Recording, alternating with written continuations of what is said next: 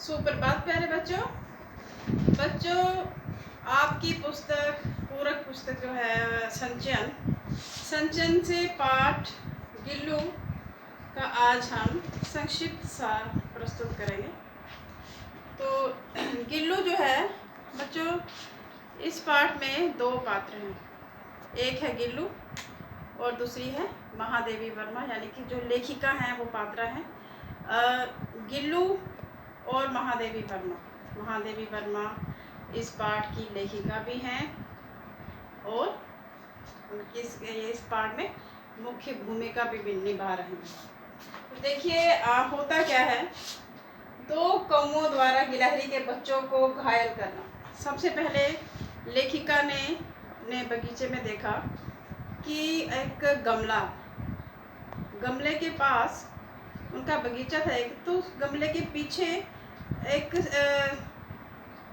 सिकुड़ कर बैठा हुआ था एक गिलहरी का बच्चा, और दो कौवे जो थे उस पे चोंच से प्रहार कर रहे थे।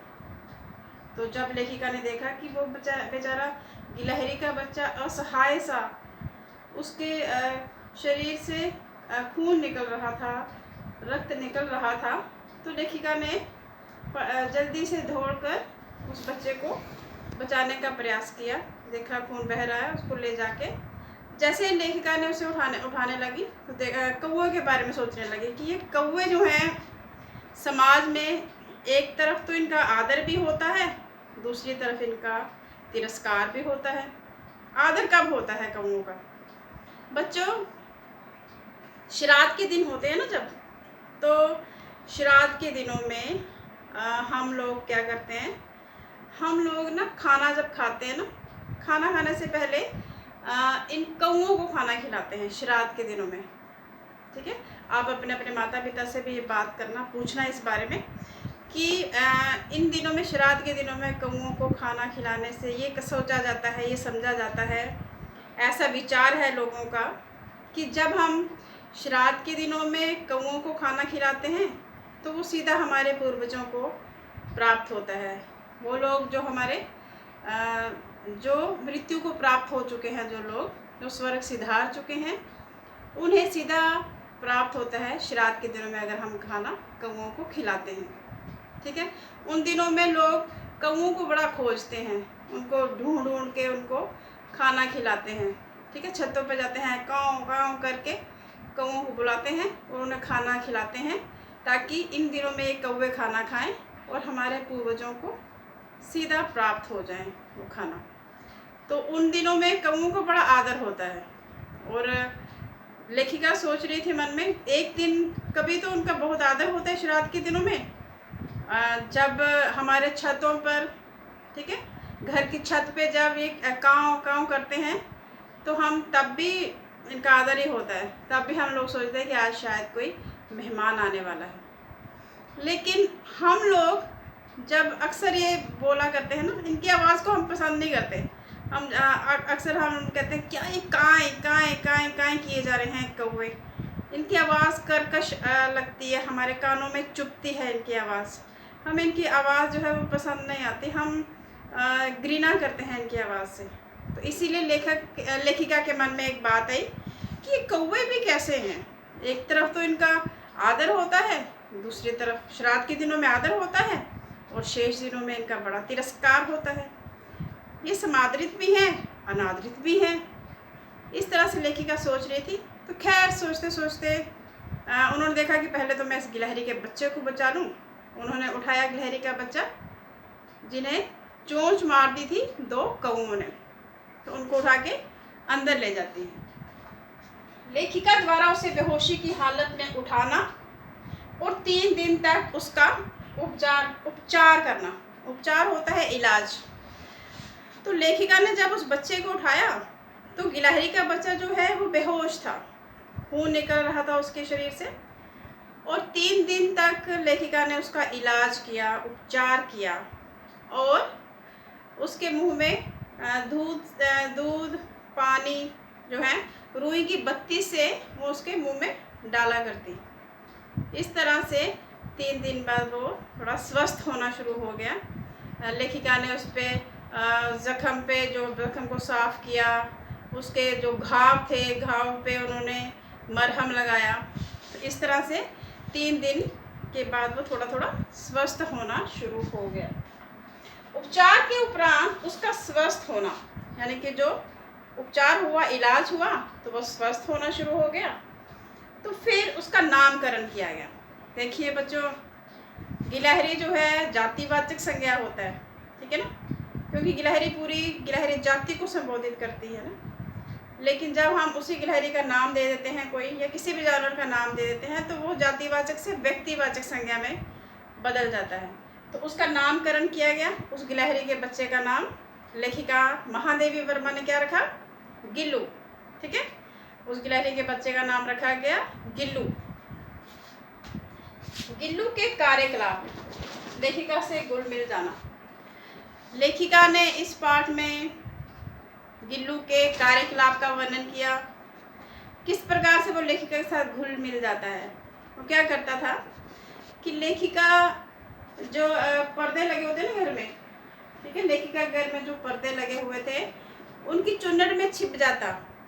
ठीक है, कभी सर से पर्दे के ऊपर चढ़ जाता, कभी जल्दी से नीचे आ जाता, कभी कभी क्या करता कि लेखिका के ही शरीर में लेखिका के ऊपर चढ़ जाता, कभी नीचे उतर आता।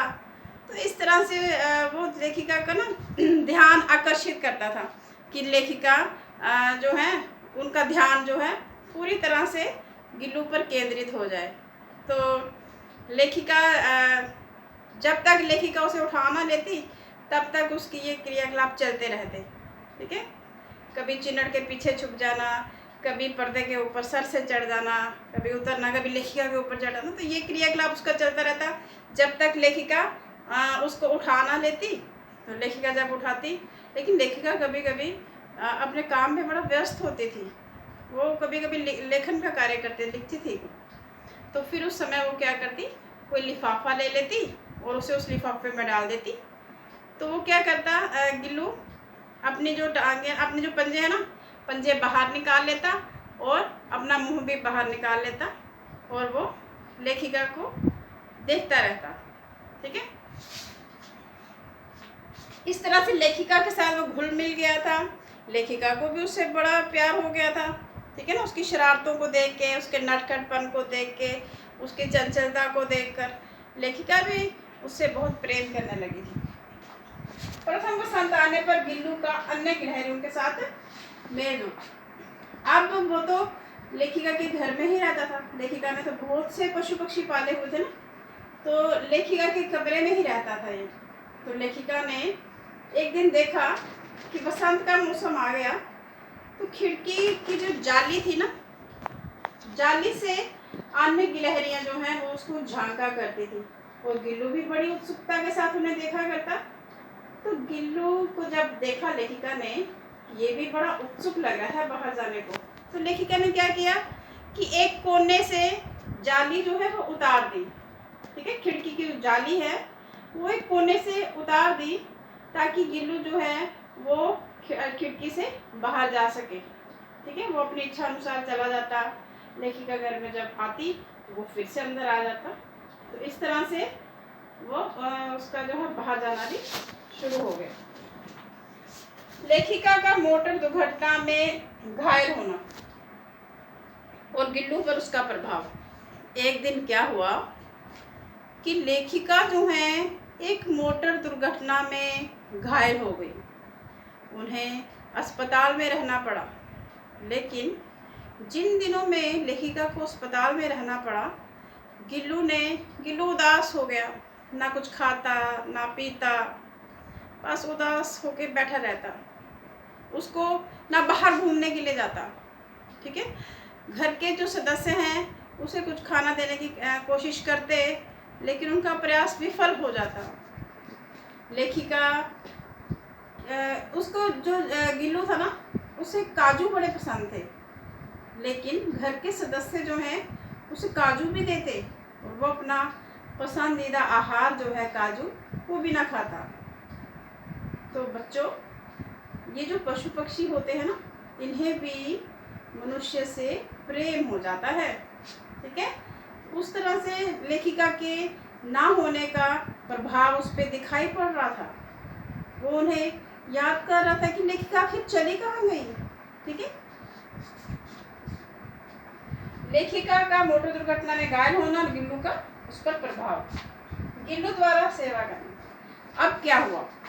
अब हुआ ये कि अब काफ़ी दिन हो गए से अस्पताल में, लेखिका थोड़ा स्वस्थ होना शुरू हो गई थी, लेकिन पूरी तरह से स्वस्थ नहीं थी। अस्पताल से घर में लाया गया। तो जब घर में लाया गया उनको, अभी तो उन्हें और भी विश्राम करना था अभी। ठीक है, घर में वो आराम किया करती, विश्राम किया करती, सोई रहती। तो इन दिनों में गिल्लू क्या करता? उनकी सेवा करता, पंजों से उनके सिर को सहलाता रहता। ठीक है, हौले हौले धीरे धीरे उनके सिर को पंजों से सहलाता रहता।